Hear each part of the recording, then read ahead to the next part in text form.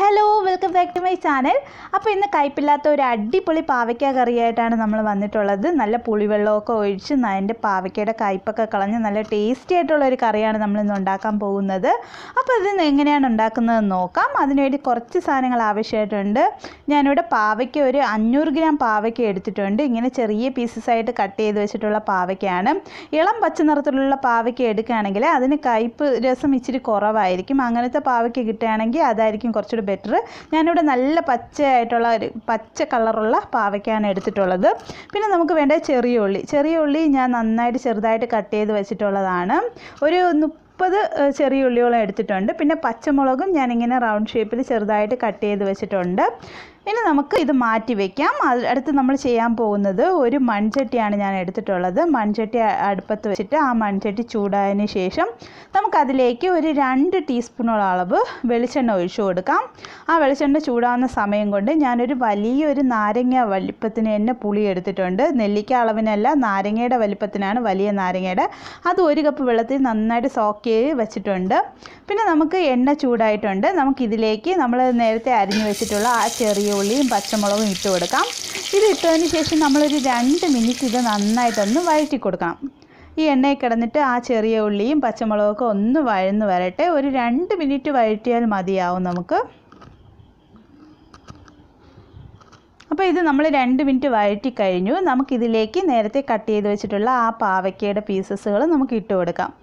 ഇതിങ്ങനെ ചെറിയ പീസസായിട്ട് കട്ട് ചെയ്തിടുന്നതായിരിക്കും കുറച്ചുകൂടി ടേസ്റ്റ്. നിങ്ങൾക്ക് വേണമെങ്കിൽ കുറച്ചുകൂടെ വലുതായിട്ട് കട്ട് ചെയ്തിടാവുന്നതേ ഉള്ളൂ. ഇതുകൂടെ ഇട്ടിട്ട് നമുക്ക് നന്നായിട്ടൊന്ന് വഴറ്റിയെടുക്കണം. അറൗണ്ട് കറക്റ്റ് സമയം പറയുകയാണെങ്കിൽ നമ്മളിതൊരു 10 മുതൽ 15 മിനിറ്റ് വരെ നമുക്ക് നന്നായിട്ടൊന്ന് വഴറ്റിയെടുക്കണം. പിന്നെ പ്രത്യേക കാര്യം ശ്രദ്ധിക്കണം, നമ്മളെപ്പോഴും പറയുന്നതാണ് ലോ ടു മീഡിയം ഫ്ലെയിമിൽ ഇട്ടിട്ട് വേണം ഇതൊന്ന് വഴറ്റിയെടുക്കാനായിട്ട്. കാരണം നമ്മളിതിൽ വെള്ളം ഒന്നും ആഡ് ചെയ്യാതെ ഇതിനെ ആ എണ്ണയിൽ കിടന്നിട്ട് ഒന്ന് വഴറ്റി എടുക്കുകയാണ് ചെയ്യുന്നത്. ഇങ്ങനെ വഴറ്റുന്നത് കാരണം ഈ പാവയ്ക്കയിലേക്ക് കയ്പ് കുറച്ച് നഷ്ടപ്പെടും ഉള്ളിയുടെയൊക്കെ ഇതും കൊണ്ട്. പിന്നെ ഇതിൽ ആവശ്യത്തിന് ഉപ്പിട്ട് കൊടുക്കുക. ഉപ്പിട്ടിട്ട് നന്നായിട്ടൊന്ന് വഴറ്റിയെടുക്കാം നമുക്കിത്. ഫ്ലെയിം എപ്പോഴും ലോ ടു മീഡിയമിൽ വേണം ഇടാനായിട്ട്, ഹൈ ഫ്ലെയിമിൽ ഇടാൻ പാടില്ല. ഈ പാവയ്ക്കയൊക്കെ നന്നായിട്ട് എണ്ണയിൽ കിടന്ന് വഴന്ന് ഒരു 1/4 പരുവം എറൗണ്ട് ആകുമ്പോഴേക്കുമാണ് നമ്മൾ ഇതിലേക്ക് മസാലകൾ ചേർത്ത് കൊടുക്കുന്നത്. നമ്മളിത് ഏതാണ്ട് ആയിട്ടുണ്ട്. ഇനി ഇതിലേക്ക് നമുക്ക് ഒരു 1/2 ടീസ്പൂണോളം അളവ് മഞ്ഞൾപ്പൊടി ചേർത്ത് കൊടുക്കാം. എന്നിട്ടൊരു 4 ടീസ്പൂണോളം അളവ് മുളക് പൊടി ചേർത്ത് കൊടുക്കുകയാണ്. ഇതേ സമയം നിങ്ങൾക്ക് മല്ലിപ്പൊടിയുടെ ഫ്ലേവർ ഇഷ്ടമാണെന്നുണ്ടെങ്കിൽ 1 ടീസ്പൂണോളം അളവ് മല്ലിപ്പൊടിയും കൂടെ നിങ്ങൾക്ക് ചേർത്ത് കൊടുത്ത് വഴറ്റിയെടുക്കാവുന്നതേ ഉള്ളൂ. അഥവാ നിങ്ങളുടെ കയ്യിൽ കാശ്മീരി മുളക് പൊടി ഉണ്ടെങ്കിൽ 2 ടീസ്പൂൺ കാശ്മീരിയും 1 ടീസ്പൂൺ നല്ല മുളക് പൊടിയും ചേർത്ത് നന്നായിട്ട് വഴറ്റിയെടുത്താലും മതിയാവും. എൻ്റെ കയ്യിൽ കാശ്മീരി മുളക് പൊടി അവൈലബിൾ ആയിരുന്നില്ല. അത് കാരണം ഞാനിവിടെ സാധാരണ മുളക് പൊടിയാണ് എടുത്തിട്ടുള്ളത്. അപ്പോൾ ഇതിൻ്റെയൊക്കെ പച്ചമണം ഒന്ന് മാറട്ടെ. അപ്പോൾ ഇതിൻ്റെയൊക്കെ പച്ചമണം എറൗണ്ട് മാറിയിട്ടുണ്ട്. അപ്പോൾ ഇനി നമുക്കിതിലേക്ക് ഒരു 1/2 ടീസ്പൂൺ ഉലുവയുടെ പൊടിയും ഒരു 1/2 ടീസ്പൂൺ കായത്തിൻ്റെ പൊടി ഇത് ഒന്ന് നന്നായിട്ട് നമുക്ക് വഴറ്റിയെടുക്കാം. അഥവാ നിങ്ങൾക്ക് പാവയ്ക്കയുടെ കയ്പ് ഇത് എറൗണ്ട് നമ്മൾ ചെയ്ത് വരുമ്പോൾ ഒരു ചെറിയ കയ്പേ കാണത്തുള്ളൂ. അഥവാ ആ കയ്പ് ഇഷ്ടപ്പെടുന്നില്ല എന്നുണ്ടെങ്കിൽ ഈ സമയത്ത് 1 ടേബിൾ സ്പൂണോളം അളവ് ശർക്കര പൊടിച്ചതുകൂടെ ചേർത്ത് കൊടുക്കാവുന്നതേ ഉള്ളൂ. പക്ഷേ ഞാൻ ശർക്കര ഒന്നും ചേർത്ത് കൊടുക്കാറില്ല, എന്നാലും നല്ല ടേസ്റ്റാണ്. എന്നിട്ട് നമ്മൾ നേരത്തെ പിഴിഞ്ഞ് വെച്ചിട്ടുള്ള ആ പുളിവെള്ളം നമുക്കിതിലേക്ക് ചേർത്ത് കൊടുക്കാം. 1 കപ്പ് പുളിവെള്ളമാണ് ഉണ്ടായിരുന്നത്. ആ പുളിനെ വേണമെങ്കിൽ 2ാമത് പിഴിഞ്ഞിട്ട് ആ വെള്ളം വീണ്ടും 1 കപ്പ് വെള്ളം നമുക്ക് ഒഴിച്ചു കൊടുക്കാവുന്നതേ ഉള്ളൂ. അല്ലെങ്കിൽ നമ്മൾ എന്ത് ചെയ്യുക, സാധാരണ പച്ചവെള്ളം 1 കപ്പ് കൂടെ ഒഴിച്ചു കൊടുക്കുക. ഞാനിവിടെ 2ാമത് ആ പുളി ഒന്നുകൂടെ പിഴിഞ്ഞിട്ട് 1 കപ്പ് വെള്ളം കൂടെ ഒഴിച്ചു കൊടുത്തിട്ടുണ്ട്. അപ്പോൾ ടോട്ടൽ 2 കപ്പ് വെള്ളമാണ്. 1 കപ്പ് പുളിവെള്ളവും 1 കപ്പ് സാധാരണ വെള്ളമാണ് ഒഴിച്ചു കൊടുക്കേണ്ടത്. എന്നിട്ട് ഇത് നന്നായിട്ട് മിക്സാക്കി കൊടുക്കുക. എന്നിട്ട് ഉപ്പ് പാകത്തിനാണോ എന്ന് നമ്മൾ നോക്കുക. ഉപ്പ് പാകത്തിനല്ലെങ്കിൽ നമ്മൾ ഈ സമയത്ത് ചേർത്ത് കൊടുക്കണം. ഇനി നമ്മൾ ഇതിനെ ഈ പുളിവെള്ളമൊക്കെ വെള്ളത്തിൽ കിടന്നിട്ട് ഈ പാവയ്ക്കയൊക്കെ നന്നായിട്ട് വെന്ത് വരണം. അപ്പോൾ ഇതിൽ ഉപ്പ് ഇച്ചിരി കുറവായത് കാരണം ഞാൻ കുറച്ചുകൂടെ ഉപ്പ് ആഡ് ചെയ്ത് കൊടുത്തിട്ടുണ്ട്. അപ്പോൾ ഇത് നന്നായിട്ട് മിക്സ് ചെയ്ത് വെച്ചിട്ട് ഇതിന് നമുക്ക് ലോ ടു മീഡിയം ഫ്ലെയിമിൽ ഇട്ടാൽ മതിയാവും. ഹൈ ഫ്ലെയിമിൽ ഇടേണ്ട ഒരു ആവശ്യമില്ല. കാരണം ഈ പുളി വെള്ളത്തിൻ്റെ ആ ഇത് പാവയ്ക്കയിലൊക്കെ നന്നായിട്ട് പിടിച്ച് അതിൻ്റെ കയ്പ് രസമൊക്കെ മാക്സിമം നന്നായിട്ട് പോയി വരണം.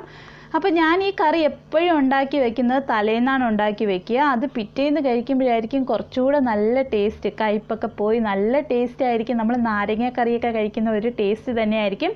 വേണമെങ്കിൽ ഇത് ഈ പരുവത്തിൽ നല്ല കറിയായിട്ട് നമുക്ക് യൂസ് ചെയ്യാവുന്നതേ ഉള്ളൂ. ഞാൻ പക്ഷേ ഇത് നന്നായിട്ട് വറ്റിച്ചിട്ട് ഒരു നാരങ്ങയുടെ കറിയുടെയൊക്കെ ആ പരുവത്തിനാണ് എടുക്കുന്നത്. അപ്പോൾ ഇതൊക്കെ നമ്മുടെ കറി ഏതാണ്ട് നന്നായിട്ട് വറ്റി വരുന്നുണ്ട്. അപ്പോൾ ഇടയ്ക്കിടയ്ക്ക് അടച്ചു വെച്ച് വേവിക്കുന്നവരാണെങ്കിൽ ഇടയ്ക്കിടയ്ക്ക് തുറന്ന് ഇളക്കി കൊടുക്കാൻ പ്രത്യേകം ശ്രദ്ധിക്കണം. അപ്പം നമ്മുടെ ഇത് ഏതാണ്ടായിട്ടുണ്ട്. അപ്പോൾ ഇത് നമുക്ക് മാറ്റി വയ്ക്കാം.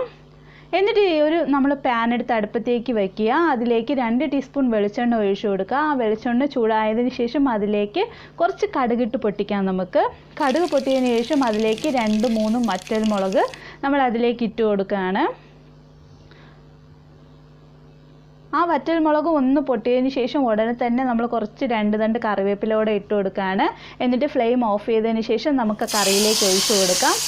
അപ്പോൾ നമ്മുടെ ടേസ്റ്റി ആയിട്ടുള്ള പാവയ്ക്ക കറി ഇവിടെ തയ്യാറായിട്ടുണ്ട്. ഇത് നമ്മൾ അടച്ച് വെച്ചിട്ട് താളിച്ച് ആ ഫ്ലേവറൊക്കെ അതിലിറങ്ങണമെങ്കിൽ നമ്മൾ ഉടനെ തന്നെ അടച്ച് വെക്കണം. അടച്ച് വെച്ചതിന് ശേഷം ഇത് തണുത്തതിന് ശേഷം നമുക്ക് സെർവ് ചെയ്യാവുന്നേ ഉള്ളൂ.